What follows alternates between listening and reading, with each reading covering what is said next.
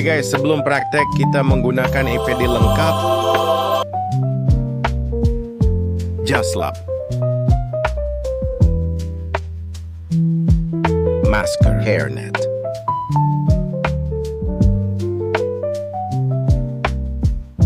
latex. So nice.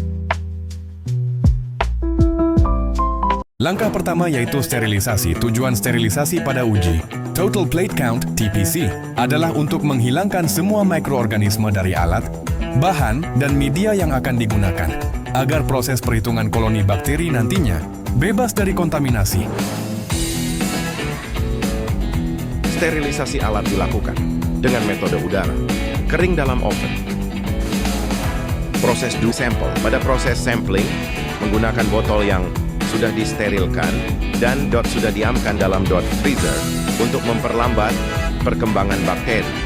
Dan kemudian pada saat sampling, dilakukan secara aseptis supaya tidak terjadi kontaminan silang.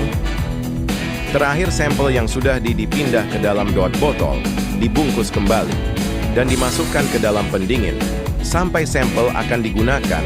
Langkah selanjutnya adalah pembuatan media PCA yang diawali dengan menimbang media sebesar 2,25 gram.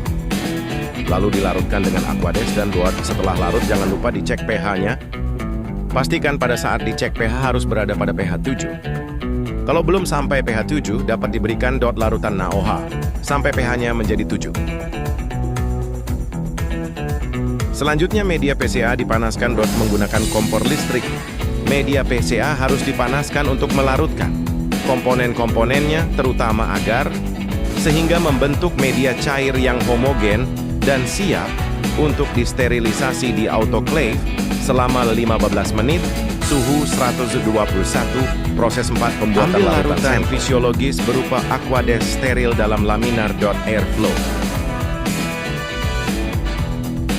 Sebelum praktek, sterilkan meja kerja menggunakan alkohol 70%. Pastikan pada saat melakukan preparasi, sampel dilakukan dalam keadaan aseptis. Untuk mempermudah dalam penimbangan dan pengenceran, sampel ditumbuk hingga halus. Setelah ditumbuk hingga halus, timbang sampel sebesar 10 gram dengan menggunakan neraca analitik.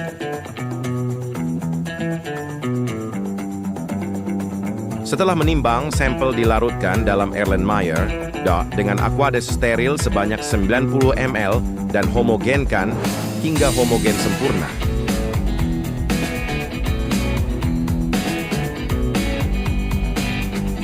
Proses 5. Pengenceran.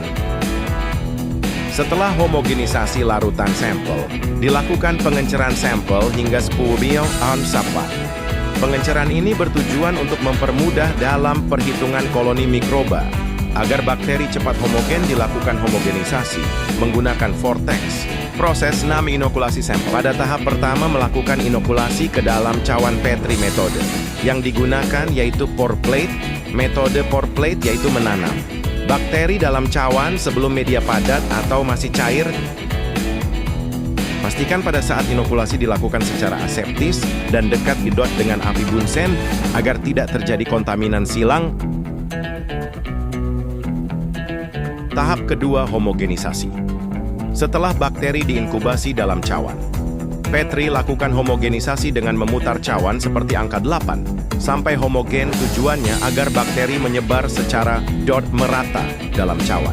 Proses 7. Tahap terakhir yaitu inkubasi. Setelah media menjadi padat, lakukan inkubasi pada alat inkubator selama 1x24 jam.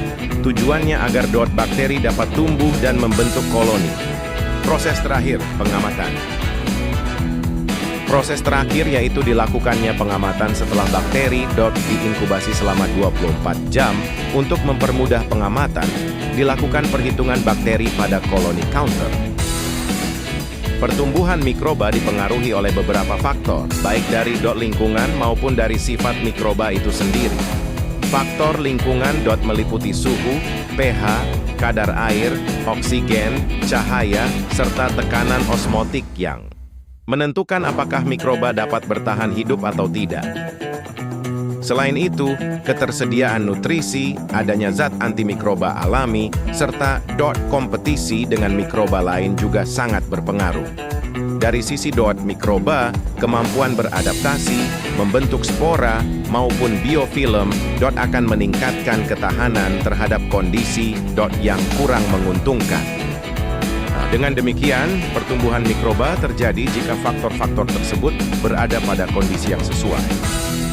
Adapun hasil perhitungan dan data, pengamatan yang telah kami dapatkan dari hasil praktikum, dan yang terakhir yaitu kesimpulan